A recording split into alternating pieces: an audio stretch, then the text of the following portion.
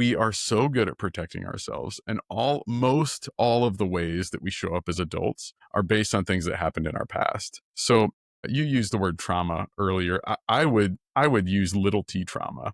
Big T trauma are catastrophic events that are events to be dealt with licensed professionals. But all of us have little t trauma, right? And that little t trauma taught us at a young age, if I speak up in class and get the answer wrong, I'm going to feel dumb. Or it teaches us, if I go to school in the wrong pair of shoes, I'm going to get made fun of, or whatever.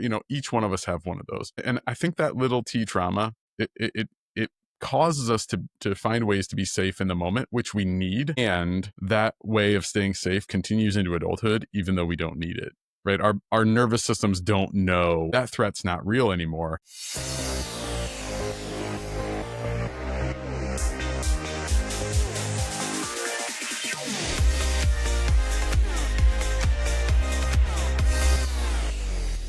I know we're going to have a very natural conversation, but as we're diving in, Kurt, I think we scheduled this interview several months ago now at this point. So when I was refreshing and prepping for this particular interview, I was really excited because we're going to talk a little bit about some topics that we don't really get to cover so much on this show. And you have a heavy and strong background in counseling and helping people when it comes to experiencing past traumas and working through that, navigating through that. And I feel like that's going to be very helpful for all of us as leaders to make sure that we are taking care of ourselves first and foremost before we go and try to lead others. So we're going to get into all that, but would you mind sharing a little bit about yourself and your journey? Yeah, thanks, Rebecca. Yeah, so I co-own a coaching practice with a good friend of mine called the Brimstone Coaching Group. My journey is pretty wild.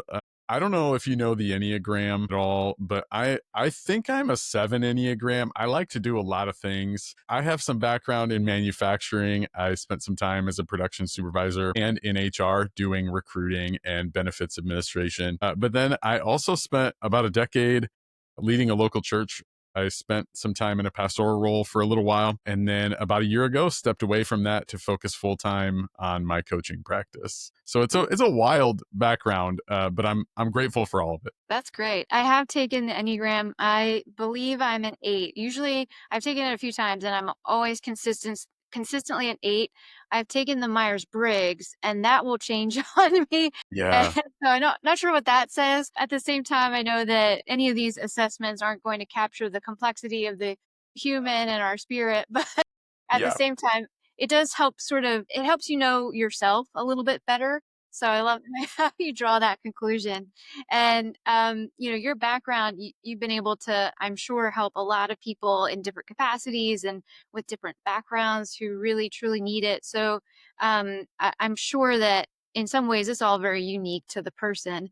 But at the same time, have you noticed any patterns or any sort of common challenges that people are struggling with, especially today, maybe in our overly saturated tech world that we're living in where everything is digital, it feels like? yeah, yeah. I mean, I think the common thread that we all feel is some level of shame. And shame, we would define shame as just meaning that we feel like we're not enough, not smart enough, not equipped enough, not whatever enough. That is a common human thread. That's maybe the highest level thing I would say. The other thing is, what I run into a lot is people imagine that they just need to do more, or they just need to learn more tasks, or they just need to learn how to do more things. Leaders just need to be better at something or learn something new. And I just am not convinced that's the case. I mean, learning new things are great. I don't want anybody to hear me say we should learn new things. That's great. But I think often it just comes down to how well do we know ourselves, and how well do we know how we show up in places and spaces, and why we show up that way.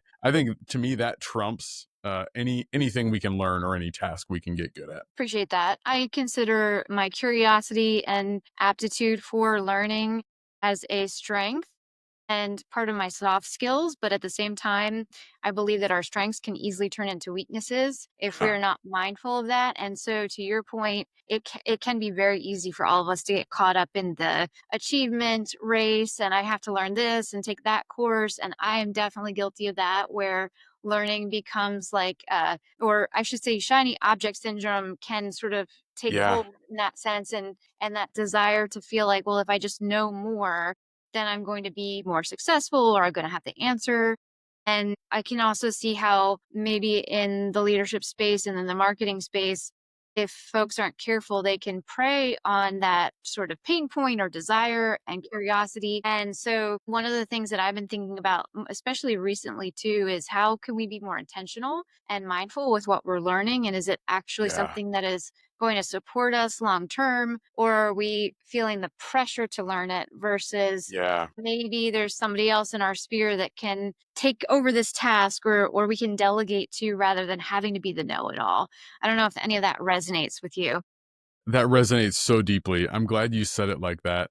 I think we like to say it like this, that our work is not a replacement for those things. Like we would never tell someone, don't learn how to, you know, lead a better meeting or don't learn how to create a better social media post. I mean, I think you're right. There is something in knowing like what is truly authentically me and what is aligned with me and what I can learn in a time that's reasonable versus connecting with someone who is already good at this. I think I would say it a little bit more deeply like this, that while those things are really good and helpful, those things we learn, especially around leadership, there's a million books that say if you do these 5 things, you're going to be a better leader. Maybe, but if I learn those 5 things, but at the end of the day, I'm still nervous about looking bad in front of my coworkers or in front of my boss, or I'm worried about being embarrassed, I'm only going to do those 5 things so well. That's just going to get undercut. So we like to think of this work as a companion to learning those things that actually will then help us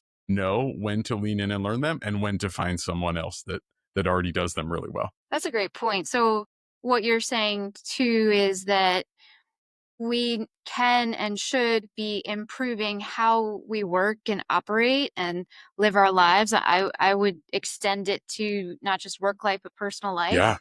Yeah. And so there's definitely room for improvement there. At the same time, we don't need to go searching for extended areas where our expertise isn't needed, or maybe we don't have the expertise. We need to, I like how you put it, connect with the individuals who have that and work together. And that's where collaboration and teamwork comes into play. Yeah. Yeah. 100%. Love that. Yeah. You talk about the idea of wholeness as a leader too. And I would love your thoughts on what that means. If you could sort of define that for us, because I don't want the audience to assume they understand before we even dive a little bit deeper. Yeah. Yeah. Wholeness is one of those words that gets used a lot and sometimes gets used in ways that we wouldn't use it. So I appreciate the chance to define it. I think at its highest level, we would say wholeness is leading from wholeness is leading from a place of our best thinking and our truest selves. Meaning, if I'm leading a team of people, am I making decisions out of a place of fear or out of a place of protection, of trying to keep myself safe? Or am I leading and making decisions from a place of my best thinking that says, here's the data, here's what's in front of me, and I'm going to make this decision based on that? And are we showing up as our truest selves? Meaning, an easy example is when I sit in a board meeting, am I using my voice or am I hiding?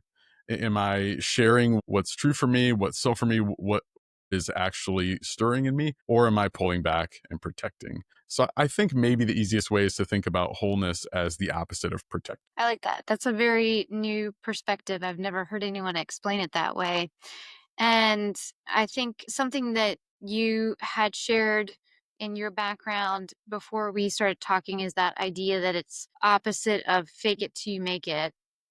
And I heard someone say this is probably a year ago now, but they shared it's not fake it till you make it, but face it till you make it. Mm, And that sounds a little bit of what you're sharing too, right? You need to have a little bit of courage to have that voice. And it makes me go a little bit further and curious, wondering if the courage or lack thereof, perhaps, comes from that something you were sharing earlier about not wanting to look stupid or to have that shame or whatever that feeling might be and where it's stemming from. And maybe also, too, I know it can be hard for a lot of folks who feel like they have to say yes and to everything that's asked of them or required of them yeah, in a meeting or agree with yeah, everything. And there can be actually collaboration and creativity and innovation from healthy opposition to something, yeah, as long as it's respectful. But that's yeah, my personal opinion. yeah, yeah. I mean, I do appreciate face it till you make it. I think the danger in saying fake it till you make it is bad. The danger in that is taking away the idea that we have to have courage to learn new things and walk into spaces in new ways, right? I have a good friend who says sometimes we have to walk over the bridge while we're building it. And I think in leadership that's often the case is we don't know what we're doing, but we know how to start walking over the bridge while we're building it. So I appreciate the caveat there. I also think when you talk about courage, number one, I assume every one of us are doing the best we can with what we've got. That's a Brene Brown quote that I use a lot. So when I think about lack of courage in my life or in a client's life, I usually assume that we're doing the best we can. And I think we are so good at protecting ourselves. And most all of the ways that we show up as adults are based on things that happened in our past. So you used the word trauma earlier. I would use little t trauma. Big T trauma are catastrophic events that are events to be dealt with licensed professionals. But all of us have little t trauma, right? And that little t trauma taught us at a young age, if I speak up in class and get the answer wrong, I'm going to feel dumb. Or it teaches us if I go to school in the wrong pair of shoes, I'm going to get made fun of, or whatever. Each one of us have one of those. And I think that little t trauma, it causes us to find ways to be safe in the moment, which we need. And that way of staying safe continues into adulthood, even though we don't need it. Right. Our nervous systems don't know that threat's not real anymore. So when we get in that meeting or in that hard conversation, our nervous systems just say, danger. This is dangerous. I need to protect. So then it just, we don't even think about courage. We just go into protect mode and we try not to feel embarrassed, or we try not to feel like we're not validated. We try not to feel unsafe. We do everything we can to be safe, even if it means showing up in ways that we don't prefer. And so from there, it sounds like that's where the anxiety builds up in us in our work lives. So how are people handling that now without your help and the help of, any kind of other encouragement or support system? And how are you helping people navigate through that? Yeah, that's a great question. I'm obviously biased. I'm a leadership coach. We say that without some sort of help, that we're just white knuckling life, that we are just hanging on for dear life. I don't know.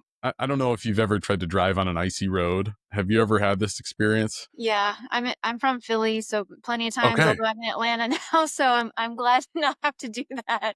But yes, Yeah. many times. Yeah, so if the listener doesn't know this, so I'm in Iowa and roads get icy all the time. And what we do in Iowa, the natural instinct is you grab the steering wheel as tight as you can. So tight that your knuckles turn white.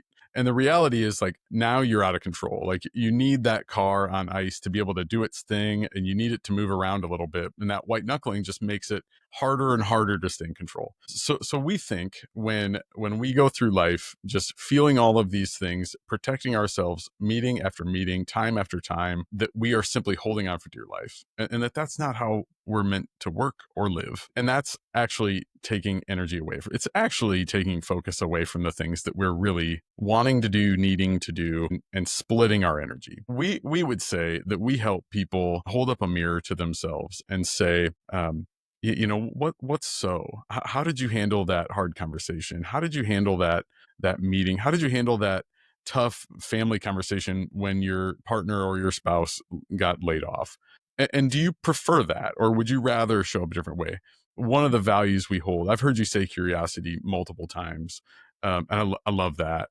One of our values is to be curious about what's actually so in our own lives and in the lives of our clients. And our philosophy says if we can ask the right question at the right time to help a person, help ourselves really, see what's going on, hold up a mirror and say, here's what's actually going on. Once we see that, we can't unsee it. We can choose not to do anything about it, but we can't unsee it. And our work, what we think is most beneficial for people that are white knuckling life, is to just be able to stop, reflect, and see it once. That feels like it's so crucial if you haven't taken that time for reflection and don't have that awareness. And I'm curious, is that part of the E plus R equals T formula that you use? Yeah, thank you. We call that our transformational equation, and we think that this is the closest thing to a silver bullet that we can get when it comes to change and transformation. So when we talk about encounters, the E of the equation, we think an encounter is anything that happens in our day that either causes us to respond or react in ways we don't understand,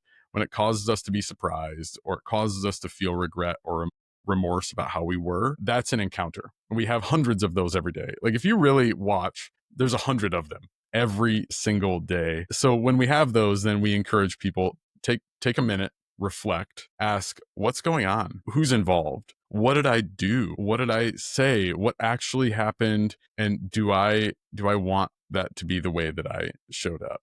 Do I want that to be how I reacted?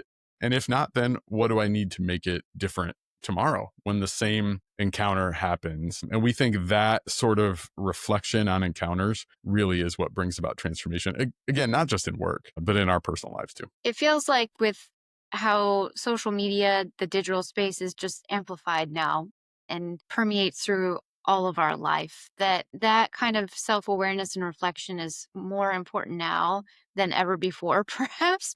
Mm, maybe that's just from my perspective, but I don't know if you have any thoughts on how do you navigate the online self and the in-person self when we are sort of receiving information and communication from every which way. Yeah, that's a great question. Rebecca, I'll be honest with you. I am of the age where I should know a lot more about the social media world, but I'm also just at the age where I don't. But I do think what I notice in me, and maybe I'll just speak from my standpoint, what I notice in me is when I'm in a digital space, it is just harder and harder to disconnect, right? And when I say disconnect, I mean like to be able to step away and take a real honest reflection of how I am, right? If I'm stuck in a digital world, it just is harder and harder to actually see what's going on and how I'm showing up. So I think that's maybe what I would say is like, yeah, I lament a little bit how easy it is to just get stuck in a digital world and kind of get in a loop of our own hype and our own feedback and not be able to step away and say, what's actually so for me today? That's great advice. And also makes me think too how maybe some of that anxiety does also stem from however much we are showing up online. Yeah. There can be a lot of judgment or criticism or Yeah. end that can have maybe produce some of those extra feelings in us. So I hope that people take that advice and start thinking and reflecting as you're encouraging folks. What's some extra advice that you would give for anyone? For me and this podcast, the purpose is not just people in a leadership title or position. What kind of advice would you give for leaders who are maybe struggling with some of those internal little T's that you talked about, and they want to be able to show up as their best selves for their team too. So, how would you encourage them to start reflecting and getting started on that inner work? Yeah, thanks for asking. I have two really short ones. The first piece of advice that I just want to say is that it doesn't have to be the way that it is today. I mean, I spent years of my life white knuckling, and I think what I know about that is I just thought that's what it meant to be an adult. That's just what it meant to be a professional. And I think that's a pervasive thought today is that this is just what it means to be an adult in America is to white knuckle our way through our lives and just be frazzled all the time. That's not it doesn't have to be that way. The second piece I would say is as we start to learn, hey, I'm responding and reacting in ways that I don't understand that are caused by some little T trauma in our past. A question I always like to ask myself is, what's true? So when I find myself in a space, I know I'm getting anxious. And we define anxiety as an emotional response to a threat, either real or perceived. I know I'm getting anxious because my ears get warm and my chin starts to quiver. Like I know these things. So when I feel that coming on, I've done enough work. I know one of the triggers for me is like I will never look dumb in a group. Like I've made a promise I'm not going to look dumb, and that doesn't always align with who I want to be. So when I start to know or when I start to feel those triggers of like I'm feeling a threat here, I can pause and ask myself, what's true? Do these people actually think that I'm dumb? Are they actually going to disconnect from me if I don't look smart enough? And the answer is 99% no. These people are not going to disconnect. These people are for me. I'm with this group of people for a reason. I have a voice. That question, what's true in a moment of anxiety, I've found to be so empowering and so helpful in helping me take a step forward. Especially if you're a very imaginative person, can just Yeah. spiral out of Yeah. control. And so maybe a little tiny signal that we're picking up from other people or something that we're saying that we're afraid of being misunderstood or misperceived can then just escalate in our mind and our thoughts can go wild. And I've certainly been there. And so being able to ground yourself in what is actually true and what do I know, and then being able to let go of what you think other people are feeling or Yeah. thinking about you. It's Yeah. hard, but I see the importance. I've felt the importance of that. And so I appreciate you distilling that down for us. This has been a wonderful conversation, Kurt. I know we're wrapping up, but is there anything else that you would like to share about your work or anything that you would encourage others to explore in their leadership lives or personal lives that you feel might be helpful? Yeah, thanks for asking that. I think a couple things. I mean, in general, I just feel so passionate about helping people not have to white knuckle life. I mean, again, having been there, I just want to encourage it one more time. It doesn't have to be that way. The other thing I would say is this: I just released a book with my coaching partner.